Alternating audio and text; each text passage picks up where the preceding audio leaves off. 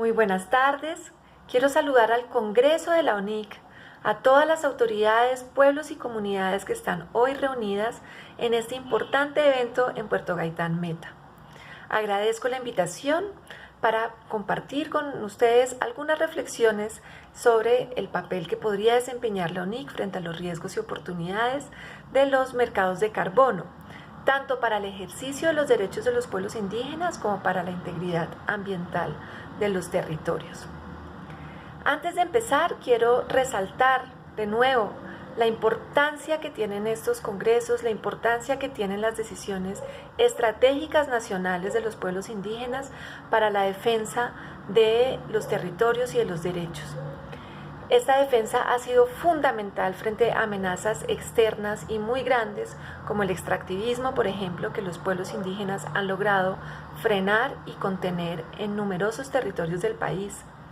También ha sido vital para defender y reforzar una democracia en un país pluricultural como el nuestro, por medio de la defensa acérrima de la autonomía, el autogobierno, la autodeterminación y el consentimiento libre previo informado. Asimismo, los pueblos indígenas han jugado un papel muy importante en la concepción de formas de reparación, por ejemplo, frente al conflicto armado, que no tienen una lógica solamente monetaria e individualista, sino una lógica estratégica de construcción de procesos que se prolongan en el tiempo y que integran variables distintas, culturales, políticas, ambientales, que están dirigidas al restablecimiento del equilibrio y la autonomía de las comunidades, de los pueblos y los territorios y la naturaleza, basados todos estos mecanismos también en el derecho propio y la ley natural y la ley de origen. En este momento tenemos el reto enorme de los mercados de bonos de carbono. Si los bonos de carbono, si estos mercados son o no útiles para combatir la causa principal de la crisis climática, que son las emisiones de gases de efecto invernadero, es algo que todavía es muy discutible. Sin embargo, estos mercados están teniendo una incidencia muy grande en los territorios del país y tienen tanto riesgos como oportunidades. Los riesgos son enormes, han sido ampliamente documentados y ya reconocidos por autoridades indígenas y por la Corte Constitucional, de fragmentar comunidades, de erosionar las culturas, de limitar la autonomía de los pueblos, entre muchísimos otros. Asimismo, las oportunidades también pueden ser muy grandes. Estos proyectos permiten un flujo de recursos importante que de manera bien canalizada, de forma estratégica, con una ética impecable, con una fortaleza técnica, con suficientes espacios de concertación, podrían conducirse a fortalecer las condiciones para el ejercicio en el largo plazo de todos los derechos de los pueblos indígenas por los que se ha luchado, por los que el movimiento indígena ha luchado tanto. Esta mirada debe ser a largo plazo, hacia dónde quieren ir los pueblos indígenas y cómo estos mercados contribuyen o amenazan esa vía y ese propósito que se traza. Estos mercados también podrían tener, bien canalizados, un impacto positivo en la resiliencia de los territorios, en su adaptabilidad a los eventos climáticos causados por la crisis climática. Podrían conducir a que los pueblos fortalezcan su autonomía dentro de los territorios, autonomía, por ejemplo, soberanía alimentaria, soberanía energética, que tengan de verdad la satisfacción completa de todos los derechos fundamentales en sus territorios. Entonces, la UNIC claramente puede jugar un rol muy importante en apoyar a que esos mercados desemboquen en los daños que se pueden causar, en riesgos y amenazas, o realmente en que este potencial positivo realmente pueda desarrollarse y lograrse. En esa medida voy a hacer simplemente algunas recomendaciones y propuestas del rol que podría tener la UNIC en función de dirigir adecuadamente estos mercados. La UNIC, como autoridad nacional en donde convergen múltiples pueblos y comunidades y autoridades de todo el país, puede garantizar y puede ser un espacio de concertación y diálogo de esta visión estratégica desde los pueblos indígenas sobre cuál es la mirada y cuáles son los propósitos y las metas que se quieren alcanzar con estos mercados en el largo plazo, pensando en las futuras generaciones. Esta mirada hacia adelante y esta mirada también tanto territorial como nacional debe considerar a todas las personas de los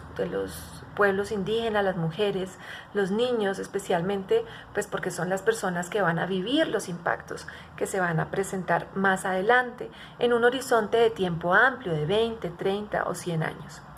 Este diálogo propio también puede ser intercultural, acompañado por otros actores, donde se pueden invitar de pronto actores de otros países, también personas asesoras, amigas del movimiento indígena, que puedan también contribuir desde sus conocimientos. Esta mirada debe ser un faro de luz, que sea la que ayude a priorizar cómo se desarrollan los proyectos, hacia dónde se deben ir y también, muy importante, a poner los límites. Y ese es el segundo punto. ¿Cuáles son los límites propios que se pone el movimiento indígena para evitar la degradación cultural, que es un riesgo inherente a los flujos grandes de dinero? Y como ya es de conocimiento, esto pues ha ocurrido en muchísimas comunidades que no han estado preparadas para estos enormes flujos. Cómo el movimiento indígena se protege internamente para que prevalezcan los intereses de los pueblos, para que prevalezcan los intereses colectivos, la sabiduría ancestral, frente de pronto a miradas cortoplacistas y frente a todos los riesgos inherentes a la captura, pues al ingreso pues de montos muy grandes de dinero en las comunidades. Entonces, ¿cuáles son los límites? ¿Cuáles son las actuaciones que no se permiten? ¿Cuáles son las inversiones que no deben realizarse? ¿Cuáles son los comportamientos inadmisibles para que de esa misma manera las mismas comunidades, el mismo movimiento indígena pueda dirigir y encauzar correctamente estos procesos? En tercer lugar, la UNIC puede constituir una serie de equipos técnicos de acompañamiento y asesoramiento a pueblos y comunidades en distintos aspectos jurídicos, ambientales, financieros, para que mientras las comunidades se fortalecen, la UNIC pueda apoyarlas de manera idónea desde la mirada indígena también e intercultural en una correcta toma de decisiones, tanto en la planeación como en el desarrollo, monitoreo y ejecución de los proyectos. En cuarto lugar, y se deriva de ahí, cómo la UNIC puede apoyar a fortalecer a los mismos pueblos y autoridades indígenas para que puedan tomar decisiones acertadas, para que no se vean abocadas a decidir de afán con cuáles empresas se asocia y de pronto asociarse con empresas que no tienen buenas intenciones y que son precisamente las más abusivas, y a generar términos donde realmente sean socios con todos los derechos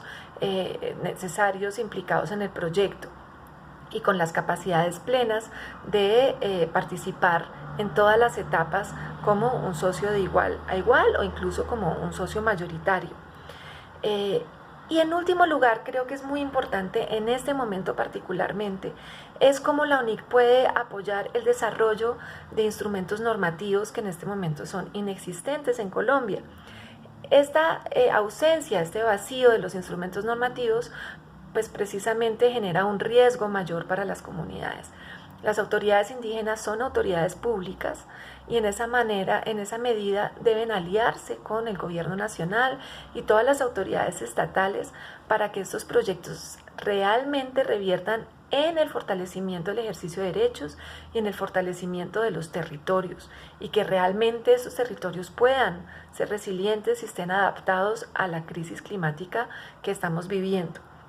En esa medida es urgente que la UNIC y las otras autoridades indígenas logren concertar con el gobierno nacional algunos mecanismos donde se proteja y se blinde a los pueblos indígenas de todos los abusos y riesgos que se presentan.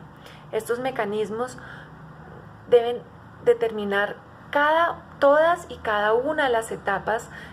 del proceso, tanto desde el principio, cuando se entra en conversaciones, firma de los contratos, ejecución, monitoreo, verificación, cierre de los proyectos, cómo se pueden ir ajustando o no, una definición clarísima de cuáles son los actores, cuáles son sus competencias, hasta dónde y cuáles son sus limitaciones también. Una limitación que es muy importante y que debo resaltar aquí es que estos mecanismos de mercados de carbono, aunque ahora se negocian entre privados o entre actores, que las autoridades indígenas no son actores privados, pero a veces se negocian con otros actores que sí son privados, son mecanismos de interés público porque se derivan de instrumentos de derecho público internacional y porque están dirigidos y diseñados para la protección de la humanidad frente a la crisis climática. En esa medida hay una responsabilidad pública, tanto de las autoridades indígenas y de todos los otros participantes y del Estado, y una necesidad de que estos proyectos realmente estén orientados para lo que fueron creados. En esa medida sí es verdad que el Estado debe participar, pero de una manera que realmente sea armónica con las autoridades indígenas para lograr estos objetivos en el corto, mediano y largo plazo, por medio del desarrollo de los procedimientos, de los requisitos, de los espacios de monitoreo, de las sanciones, etcétera, para que realmente este mecanismo no sea un caldo de cultivo de conflictos y de nuevos problemas hacia el futuro,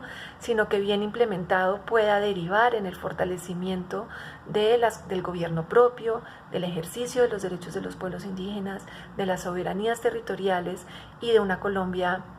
en paz con la naturaleza, biodiversa, soberana en agua, en alimentos, en energía, y que estemos preparados todos y todas para enfrentar estas crisis que estamos viviendo. Y nuevamente los pueblos así de Colombia sean pioneros en la defensa y en la propuesta e implementación de mecanismos mucho más integrales y holísticos frente a los retos que esta sociedad mayoritaria ha impuesto a los territorios. Agradezco de nuevo esta intervención, espero próximamente poder seguir conversando con el movimiento indígena. Siempre para mí es un gusto estar cerca de la UNIC, organización a la que le tengo un cariño muy grande. Entonces les deseo pues mucho éxito en este importantísimo espacio de los pueblos indígenas y de Colombia.